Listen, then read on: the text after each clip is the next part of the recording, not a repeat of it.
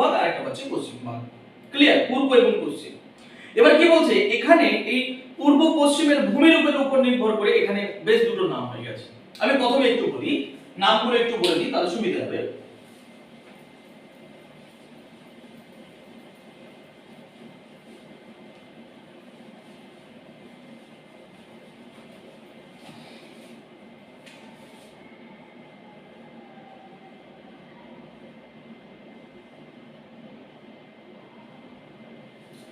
ঠিক কর্ণাটকটা ঠিক এরকমই দেখতে হয়। আমার ছবি দেখতে পাচ্ছ তো? আচ্ছা, এবারে আমি এইটাকে সাধারণত দুটো ভাগে ভাগ করলাম। একটা অঞ্চল করলাম পূর্ব ভাগ আর এদিকটা করব পশ্চিম ভাগ। এটা পূর্ব আর এটা হচ্ছে পশ্চিম। এবার চলে যাই পূর্ব এই পশ্চিমের ঘটনাটা কি রয়েছে, মানে ঠিক পশ্চিমের যে অংশ, এই যে পশ্চিমের যে অংশ, এটার নাম হচ্ছে মালনাথ। এইটাকে বলবো মালনাথ আর এদিকটা বলবো ময়দান। ময়দান। এবার একটু চলে আসি আমরা কি করে মনে রাখবো এবং এই সিস্টেমেটিক পুরো একটা সুন্দরভাবে বুঝতে পারবো। দেখো, এই নাথ শব্দের অর্থ হচ্ছে পর্বত। নাথ শব্দের অর্থ হচ্ছে পর্বত, অর্থাৎ এই অঞ্চলটা তুলনামূলক বেশ কিছু পর্বত কিন্তু আমরা দেখতে পাবো। অর্থাৎ আমরা যদি ভালো করে লক্ষ্য করি তাহলে এই দিকটা হচ্ছে পশ্চিম ঘাট পার্বত্য অঞ্চল, অর্থাৎ এই যে দিকটা দেখতে পাচ্ছি, এই যে দিকটা দেখতে পাচ্ছি, এটা কিন্তু অ্যাকচুয়ালি পশ্চিম ঘাট পর্বত। তাহলে এই অঞ্চলটাই আমাদের সাধারণতভাবে পর্বত দ্বারা বেষ্টিত, অর্থাৎ পশ্চিম ঘাট পর্বত।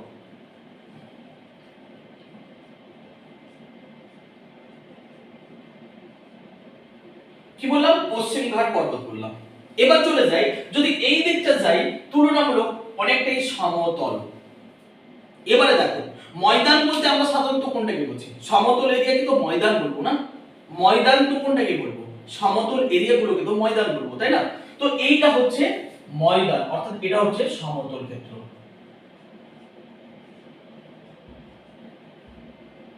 তাহলে কর্ণাটকের দুটো অংশ আমরা আলোচনা করলাম, একটা হচ্ছে সমতল ক্ষেত্র আর একটা হচ্ছে পর্বত ক্ষেত্র, মানে পর্বত দ্বারা বেষ্টিত এমন জায়গা। ঠিক আছে? কি বললাম? পর্বত দ্বারা বেষ্টিত এমন জায়গা, অর্থাৎ এইটাকে আমরা তাহলে বলবো ময়দান। মানে ময়দান যেটা সেটা হচ্ছে সমতল, আর আমরা যদি বলি মালনাথ, নাথ কথার অর্থ হচ্ছে পর্বত, অর্থাৎ পর্বত বেষ্টিত অঞ্চল। তাহলে যদি পরীক্ষায় আমাদের এরকম দিয়ে দেয় ময়দান এবং মালনাথের মধ্যে পার্থক্য লিখো, তাহলে আমরা পরিষ্কার এখান থেকে সুন্দরভাবে লিখতে পাবো। কিভাবে লিখবো না, দেখো, প্রথমে আমাদের এটা করতে পারি, আমরা প্রথম যখন করব সেটা হচ্ছে অবস্থান করে নিতে পারি। ফার্স্ট যে পয়েন্ট আনবো অবস্থান। কি করব না, ফার্স্ট পয়েন্ট যেটা করব সেটা হচ্ছে অবস্থান। তাহলে দেখো, কর্ণাটকের পশ্চিম দিকে কি অবস্থিত? মালনাথ অবস্থিত। কর্ণাটকের পূর্ব দিকে কি অবস্থিত?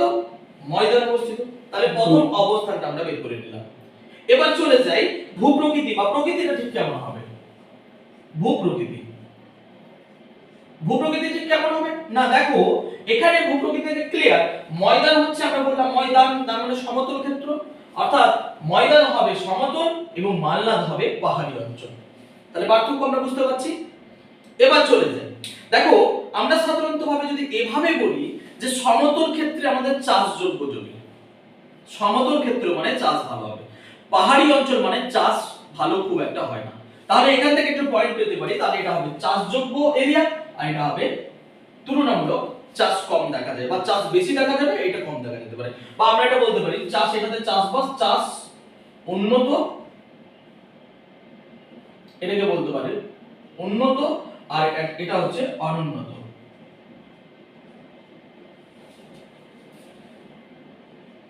অনুন্নত, তাহলে এটা কৃষি কাজ, পয়েন্ট করতে পারি কৃষি কাজ।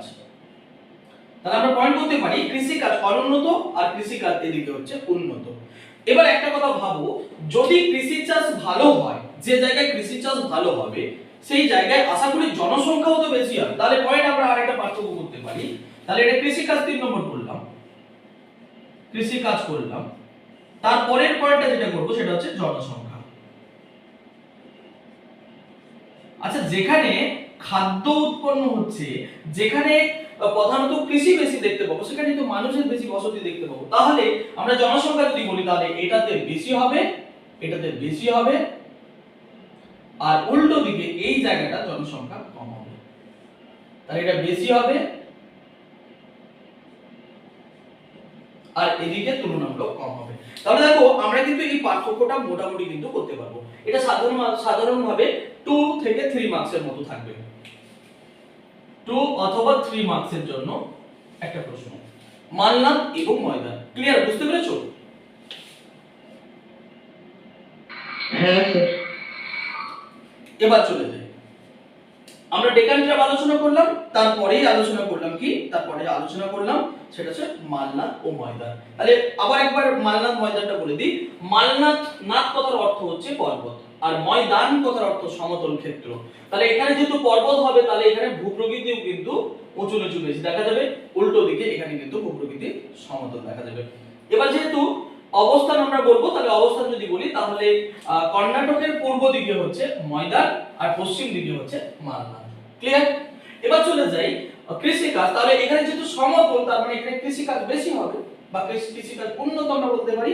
তাহলে উল্টো দিকে কি বলতে পারবো? এই অঞ্চলে কৃষিকাজ অনুন্নত দেখতে পাবো। যেখানে কৃষিকাজ বেশি দেখবো সেখানে জনসংখ্যা বেশি হবে, যেখানে কৃষিকাজ ভালো হবে না সেখানে জনসংখ্যা কম হবে, ক্লিয়ার? হ্যাঁ স্যার। বেশ, ভেরি গুড। এবার চলে যাই, এটা স্ক্রিনশট করে নাও তোমরা প্রত্যেকে।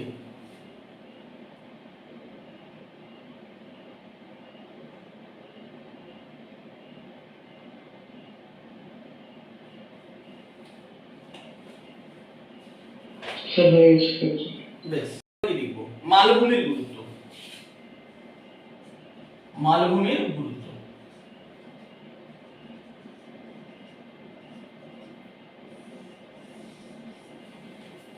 মালভূমির গুরুত্ব যদি আসে তাহলে আমরা সাধারণভাবে তখন কি লিখব?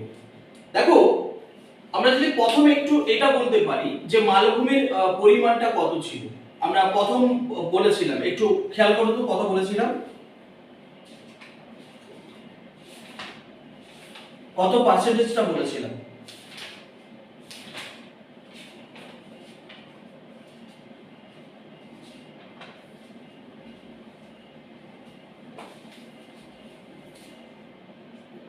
সাতাশ 7.7% বলেছিলাম যে গোটা ভারতবর্ষে মালভূমির পরিমাণ যদি ধরা হয়, ভারতবর্ষে যদি মালভূমির পরিমাণটা ধরা হয় তাহলে হচ্ছে 27.7। এবার মালভূমির যদি উচ্চতাটা ধরি আমরা, এটা হচ্ছে পরিমাণ। এবার যদি ধরি উচ্চতা, তাহলে কত হবে? না, উচ্চতা হবে সাধারণভাবে আমরা ধরবো এইভাবে, 300 থেকে বা 305 থেকে আমরা উচ্চতা ধরবো, সেটা হচ্ছে 915 মিটার পর্যন্ত। এইগুলোকে, এটাকে আমরা বলি সাধারণত 300 থেকে 900 পর্যন্ত বলা হয়, এটা হচ্ছে এই উচ্চতা। উচ্চতা 305 থেকে 915 মিটার পর্যন্ত মালভূমি, সেগুলোকে, সেই উচ্চতাগুলোকে আমরা সাধারণত মালভূমি বলবো। এবার উচ্চতা আমরা সাধারণত কোথা থেকে দেবো? সেটা হচ্ছে সমুদ্র জলতল থেকে এই উচ্চতাগুলো মাপা হয়। যাই, আমরা আজ এখানে আলোচনা করছিলাম সেই জায়গাটা, মালভূমিতে চলে যাই। এবার চলে যাই মালভূমির গুরুত্ব কেন, এত মালভূমির কেন গুরুত্ব? আমরা সাধারণত ভাবে যদি বলি, কৃষিকাজ খুব একটা ভালো হয় না, কিন্তু তারপরেও কিন্তু তুলনামূলক দেখা যাচ্ছে যে মানে তুলনামূলক জনসংখ্যাও কিন্তু যথেষ্ট বাড়ছে মালভূমিতে। কিন্তু কেন বাড়বে? আজকের এই জায়গাটা প্রশ্ন। দেখো, আচ্ছা মানুষ কোথায় থাকবে? মানুষের যেখানে খাদ্যের জন্য কষ্ট হবে না, মানুষ তো সেখানে বেশি থাকবে, তাই না? যেখানে মানুষের খাদ্যের অভাব হবে না, যেখানে মানুষের খাদ্যের কোনো মতো মানে অভাব ঘটবে না, এক কথায় সেই জায়গাগুলোতে কিন্তু মানুষ থাকবে। এবার চলে যাই, প্রথম যেরকম আমি যদি বলি, এক কথায় যদি বলি সেটা হচ্ছে খনিজ দ্রব্য। ফার্স্ট গুরুত্ব যদি বলি সেটা হচ্ছে খনিজ দ্রব্য। স্যার উচ্চতাটা কত আছে? 305 থেকে 915। আমরা সাধারণভাবে এটা বলতে পারি 300 থেকে 900 বলতে পারি, ঠিক আছে? দেখো, ভারতে যে সমস্ত খনিজ পদার্থগুলো উত্তোলন করা হয়, আমি যদি টোটাল ভারতবর্ষের ব্যাপারটা নিয়ে ভাবি, ভারতবর্ষে যে পরিমাণ খনিজ উত্তোলন হয়, ভারতবর্ষে যে পরিমাণ খনিজ উত্তোলন হয়, সেটা পর্বত হতে পারে, মালভূমি হতে পারে, সমভূমি হতে পারে, যে কোনো জায়গা থেকে উৎপন্ন হয়। সাধারণভাবে ধরা হচ্ছে যে 98% খনিজ যেটা হচ্ছে মালভূমি থেকেই কিন্তু খনিজ দ্রব্য আহরণ করা হয়। যেগুলোর মধ্যে আমরা যে সমস্ত খনিজ পদার্থগুলো করব সেটা হচ্ছে কয়লা, লৌহ, ম্যাঙ্গানিজ, এগুলো ছাড়াও যেমন বক্সাইট, এইগুলো কিন্তু আমরা প্রচুর পরিমাণ উত্তোলন করি। এবং আরেকটা ব্যাপার হচ্ছে যেটা সবথেকে গুরুত্বপূর্ণ, যেমন আমরা ছোট নাগপুর মালভূমিকে বলি ভারতের খনিজ ভান্ডার বলি, তার কারণ কি ভারতের যে সমস্ত খনিজগুলো দরকার সেটা বেশিরভাগই কিন্তু আমরা ছোট নাগপুর থেকে পেতে পারি। অর্থাৎ এই কারণে আমরা বলবো এই যে খনিজ দ্রব্য প্রায় 98% খনিজ দ্রব্য আমরা এখান থেকে গ্রহণ করি। ফার্স্ট। সেকেন্ড চলে যাই, এই মালভূমি অঞ্চলে আরেকটা গুরুত্ব হচ্ছে সেটা হচ্ছে শিল্প। শিল্পের কি গুরুত্ব একটু বলা যাক। শিল্প দেখো না, প্রধানত শিল্পের যে কাঁচামাল সেগুলো বেশিরভাগই কিন্তু আমরা যদি শিল্পগুলোকে ধরি তাহলে তখন আমরা ধরবো এইভাবে ধরতে পারি যে এরা কৃষিজের উপর নির্ভর করতে পারে, মানে কৃষিজ কাঁচামাল হতে পারে, এছাড়া বনজ কাঁচামাল হতে পারে, এছাড়া হতে পারে খনিজ নির্ভর কাঁচামাল। অর্থাৎ কাঁচামালের উপর নির্ভর করে যে কোনো শিল্প গড়ে উঠতে পারে। অর্থাৎ এই যে খনিজ সম্পদ, যে খনিজ সম্পদগুলো নিয়ে আলোচনা করছি, এই খনিজ সম্পদ হচ্ছে শিল্পের প্রধান কাঁচামাল। যদি লৌহ ইস্পাত শিল্প ধরি তাহলে সেখানেও কিন্তু লৌহর যে আকরিক, ম্যাগনেটাইট, হেমাটাইট, লিমোনাইট, সিডারাইট, এগুলো কিন্তু আমরা এখান থেকে পেতে পারি। আমি যদি কয়লার কথা বলি সেটাও তো শিল্পের জ্বালানি হিসেবে ব্যবহার হচ্ছে শিল্পের ক্ষেত্রে। আমরা যদি কয়লার কথা বলি তাহলে আমরা এটা বলতে পারবো যে সাধারণভাবে এটা বলা হবে যে কয়লার যখন আমরা কাঁচা মানে কয়লার যে আমরা যদি শ্রেণীবিভাগটা ধরি অ্যান্থ্রাসাইট, বিটুমিনাস, লিগনাইট, তো এই যে বিষয়গুলো আমরা কিন্তু এই মাটির নিচ থেকে আহরণ করি। বিষয়টা আমরা বোঝাতে পারছি কথাগুলো? তো বিষয়টা হচ্ছে এরকমই যে শিল্পের যে প্রয়োজনীয় যে কাঁচামালগুলো সেগুলো বেশিরভাগই আমরা কৃষিকাজ।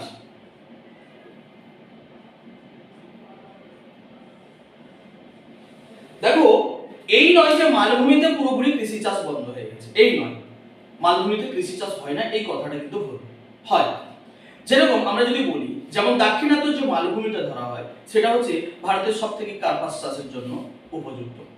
কারণ কি না, দাক্ষিণাত্য মালভূমির ব্যাসল্ট শিলা এবং এই ব্যাসল্ট শিলাতে যে মৃত্তিকা দেখা যায় সেটা হচ্ছে কৃষ্ণ মৃত্তিকা, বা একে আমরা বলি কার্পাস মৃত্তিকাও বলি, অনেক সময় বলি ব্ল্যাক কটন সয়েল। তাহলে কি বলছিলাম যে ব্ল্যাক কটন সয়েল বলছিলাম, এই কটন সয়েল গুলোতে এর মানে প্রচুর পরিমাণ সেটা হচ্ছে কার্পাস চাষ হয়।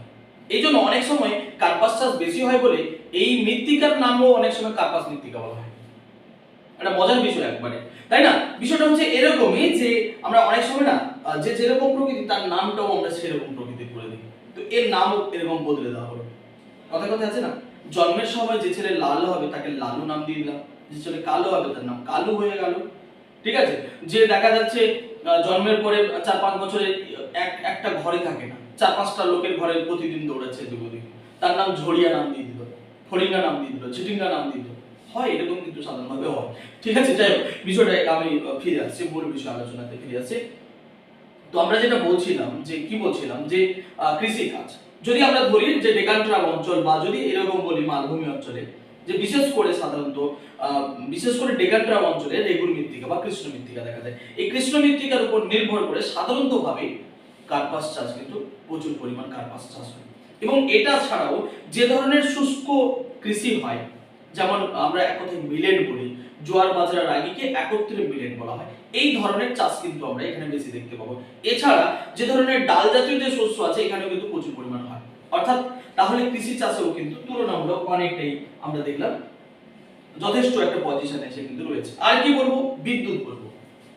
কি বলবো, বিদ্যুৎ।